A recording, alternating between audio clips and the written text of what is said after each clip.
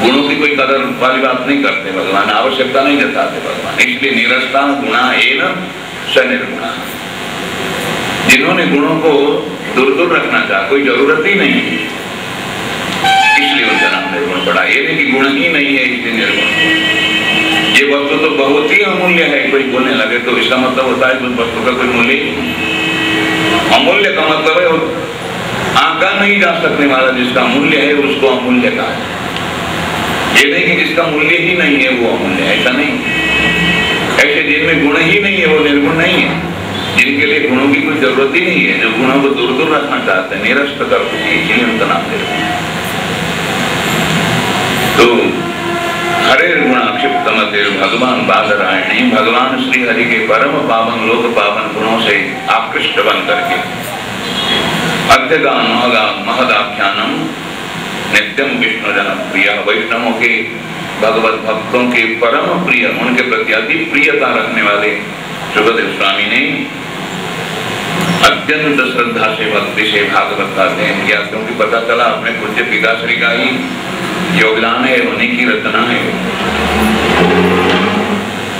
तो ये तो मैंने आप सबको बताया सौनकादि मुनिगण किस प्रकार सुखदेव स्वामी आकृष्ट हुए भगवान की पावन लीला विभूतियों में और कैसे उन्होंने इस पावन आख्यान का अध्ययन किया। अब परीक्षित महाराज के बारे में मैं बताता हूँ। महाराज परीक्षित जी पांडवों के वंशवर्धन थे, पांडवों के वंश के अंकुर थे, वंश के गौरव थे। और महाराज परीक्षित जी की पृष्ठभूमि बताने के लिए थोड़ा सा इधर उधर मैं लंबा प्रसंग भी लाऊंगा, आप घबराना नहीं, आप हमें कहाँ ले जा रहे हैं करके, हम बिल्कुल उधर ही ले जाएंगे जहां आपको महाराज परीक्षित जी की बात आएगी। धृतराष्ट्र महाराज कौरवों के जो राजा थे वो केवल आंखों से अंधे नहीं थे, भावना के भी अंधे थे। यदा मृधे कौरव संजयानां वीरेश्वरो वीरगतिं गतेषु, महाभारत के युद्ध में बहुत बड़े बड़े वीरों ने वीर गति पाई और महारथी बहुत से घा गए थे। दुर्योधन बाकी था, मरना बाकी था, उसका मरना सन्न अवस्था में था और युद्ध समाप्त हो चुका था। चारों तरफ कटे हुए हाथ पांव थे, कटी हुई गर्दनें थी, सिर धड़ से अलग होकर इधर उधर बिखरे हुए पड़े थे। शियार गीद उनको नोच नोच के इधर खींच रहे थे, उधर खींच रहे थे। ये हालत थी उस युद्ध के मैदान की। और उस स्थिति में उसी युद्ध मैदान में अकेले घुटने के सहारे अपने को घसीटता हुआ दुर्योधन, पानी, कोई मुझे पानी तो पिला दे, पानी पानी, ऐसा बोल रहा था। और द्रोणाचार्य के पुत्र अश्वत्थामा जी पहुंचे और जाकर कुरुराज दुर्योधन को आशीर्वाद दिया और कहा, गुरुराज मैं क्या सेवा करूं आपकी। दुर्योधन ने कहा, हे गुरुपुत्र, सबसे पहले तो आप मुझे पानी पिला दो। अश्वत्थामा ने पानी पिलाया, फिर मैं क्या सेवा करूं बोलने लगे तो दुर्योधन ने कहा, पांडव वंश को निर्मूल करो आप, यही मेरे लिए सबसे बड़ी सेवा होगी। तो अश्वत्थामा ने वचनबद्धता जताई अपनी, और जहां पांडवगण शिविर में सैन्य की तैयारी कर रहे थे, रात का वक्त था, उस वक्त उनके शिविर में प्रवेश करके पांडवों को मारने का दुस्साहस जो किया, अब गलती से या समझदारी से जैसे भी हो, द्रौपदी के 5 पुत्रों को उन्होंने मारा। जो पांडव जैसे ही उनके प्रतिरूप ही थे, परंपरा शक्ति थे, बड़े सुंदर थे, उदीयमान थे, युवावस्था को प्राप्त हो रहे थे, उन बेचारों को मारा उन्होंने सोए पड़े हुए। और पांडव शिविर से भागने लगे वहां से, उनको मार करके। और इसके बाद जब इसका पता चला, महारानी द्रौपदी को पता चला बालक मारे गए, अर्जुन को बताया। अर्जुन अत्यंत तैयारी के साथ भगवान श्री कृष्ण को सारथित्व के लिए प्रार्थना करते हुए अपने रथ पर विराजमान करा करके अश्वत्थामा को पकड़ के सजा देने की भावना से रथ पर आरूढ़ होकर के अर्जुन चल पड़े। जब अश्वत्थामा ने देखा कि अर्जुन कृष्ण को साथ में लेकर के प्रभु कृष्ण के साथ आ रहे हैं आक्रमण करने के लिए, तो हताश हो गए अश्वत्थामा, अब मुझे बचना संभव नहीं। यदा अशरणम आत्मन ऐशत श्रांतवाजिनों के घोड़े थक चुके थे, तीव्र गति से जाने की गति उनकी नहीं रही। और प्रभु कृष्ण को सारथी बना करके अर्जुन आ रहे हैं अपनी ओर। ये जब पता लगाया तो अश्वत्थामा हताश हो गए। अब जीतने की कोई उम्मीद ही नहीं थी। ऐसे में मरता क्या न करता वाली बात सार्थक करते हुए तो ब्रह्मास्त्र छोड़ने की भावना उन्होंने मन में जताई, जिसका कि वो संवरण नहीं कर सकते थे, समेटना उनको आता नहीं था, छोड़ना ही जानते थे। तो उन्होंने जल हाथ में लिया और ब्रह्मास्त्र छोड़ते वक्त जो विधि थी वो विधि करके ब्रह्मास्त्र को छोड़ा। आकाश में जाकर के ब्रह्मास्त्र अग्नि उगेलने लगा, आग उगेलने लगा। और चकित होकर के अर्जुन भगवान की तरफ देख करके पूछने लगे, प्रभु ये क्या आया आकाश में, बड़ी तेजस्विता इसकी प्रकाशित हो रही है, आपकी चिंगारियां इधर उधर बिखर रही हैं, ये क्या है? भगवान ने कहा, अर्जुन ये अश्वत्थामा हताश होकर के ब्रह्मास्त्र छोड़ रहे हैं, जिनको की समेटना नहीं आता। तुम तो समेट भी सकते हो। अर्जुन ने कहा, प्रभु मैं क्या करूं, तब छोड़ो तुम क्या कम शस्त्र अस्त्रों के निधि हो, तुम्हारे पास तो दिव्यास्त्र तक है, क्यों चिंता कर, तुम भी छोड़ो। और समेटने की शक्ति तुम्हें है, ब्रह्मास्त्र को ब्रह्मास्त्र से ही शक्कर लो। भगवान की प्रेरणा पर अर्जुन ने ब्रह्मास्त्र छोड़ा, दोनों ब्रह्मास्त्र टकराने लगे आकाश में, चिंगारियां इधर उधर और बढ़ गई बिखरने वाली। उस स्थिति में अर्जुन ने ब्रह्मास्त्र को प्रहार करके उस ब्रह्मास्त्र को रोका, निरोध किया उसका, और साथ साथ में समेट भी लिया, उनको समेटना आता था। इसके बाद अश्वत्थामा रथ से उतर करके भाग रहे थे और अर्जुन भी गए तीव्र गति से और जाकर के अश्वत्थामा को पकड़ करके, जैसे किसी पशु को डोरी से बांध करके खींचा जाता है, ऐसे अश्वत्थामा को खींचते हुए लेके महारानी द्रौपदी के सामने जाके खड़ा कर दिया। और द्रौपदी महारानी के सामने अर्जुन कहने लगे, द्रौपदी बोलो, इस पुत्रों के हत्यारे के प्रति अब क्या किया जाए, तुम क्या बोलो, क्या दंड दें? महारानी द्रौपदी ने कहा, पतिदेव और कोई दंड के बारे में आप सोचते हो तो वो सोचिए, लेकिन इनको मृत्यु दंड तो नहीं देना होगा, क्योंकि आज मेरे पुत्र मर गए, मेरे पुत्रों का स्वर्गवास हुआ, इसलिए मैं रो रही हूँ। क्या इनको कोई दंड सजा देने से मेरे पुत्र जिएंगे?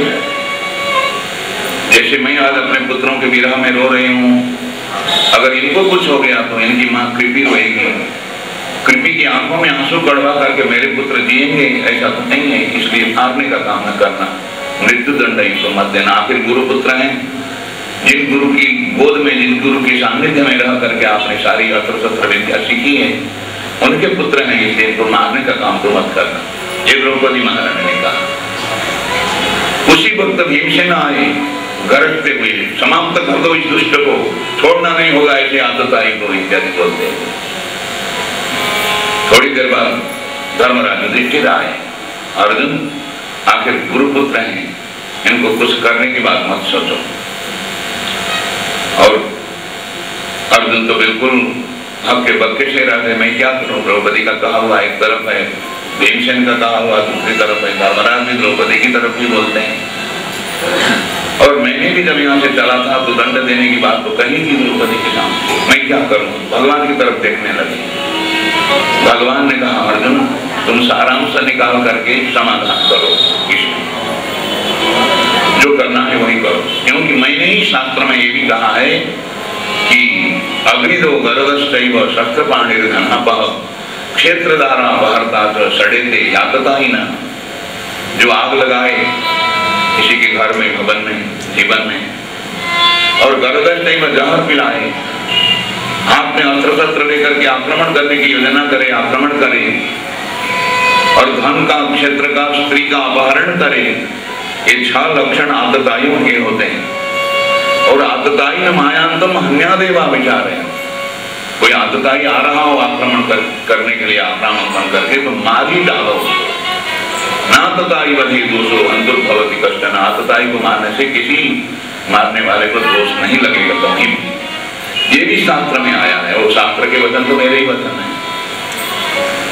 और दूसरी तरफ ब्रह्म बंधुर न हंतव्य, मैंने ये भी बोला, ब्राह्मण कुल में पैदा हुआ हो कोई भी, उसको मार ही तो नहीं डालना, क्योंकि आखिर चेतना वाला वंश का है ना, कहीं ना कहीं कुछ दुख भोगेगा, तपस्या करेगा, कुछ करेगा, फिर प्रतिभा का प्रदर्शन करता रहेगा, ब्रह्मबंधु को, ब्रह्मबंधु माने गिरे हुए ब्राह्मण को मार ही तो नहीं डालना चाहिए। ये सब मैंने ही कहा।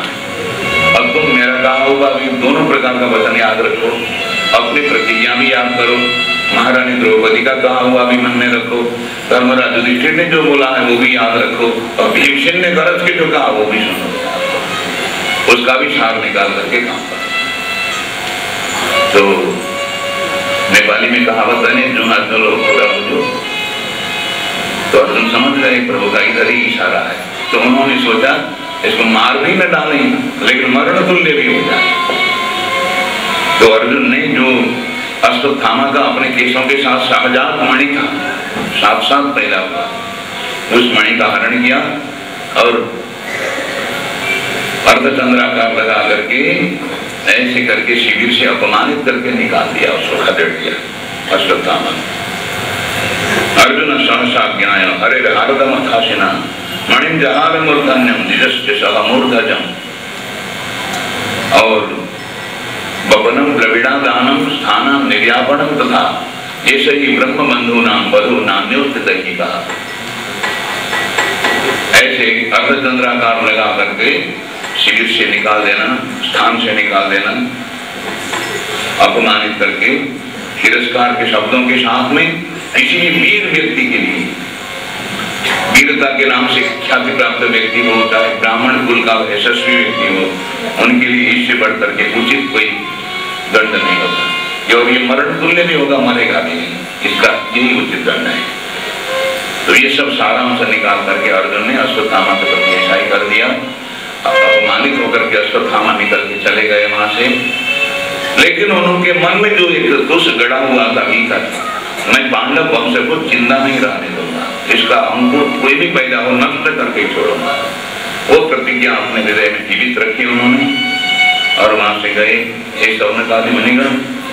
उसके बाद जो जो महाभारत के युद्ध में दिवंगत हुए थे उन सब के लिए सब गए यमुना जी के पास जाकर, वहां सबको तिलांजलियां दी।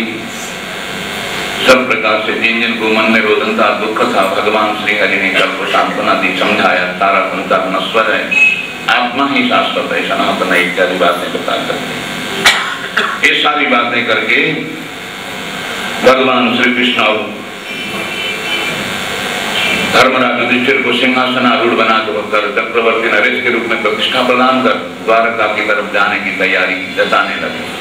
अब मुझे जाना है द्वारका, बहुत दिन हुए छोड़े। इतने में भगवान श्री कृष्ण जाने की बात कर रहे थे। उत्तरा अभिमन्यु की धर्मपत्नी गर्भवती अवस्था में थी और अश्वत्थामा ने अपना जो मन में रखा हुआ था पांडवों के प्रति का द्वेष को और जागृत किया और ब्रह्मास्त्र छोड़ने पर उतारू हो गए। उत्तरा के गर्भस्थ बालक को लक्ष्य करके और बेचारी उत्तरा भगवान श्री हरि को पुकार पुकार करके मनोक्ति करने लगी। हरि शरणम तव हरि शरणम हरि शरणम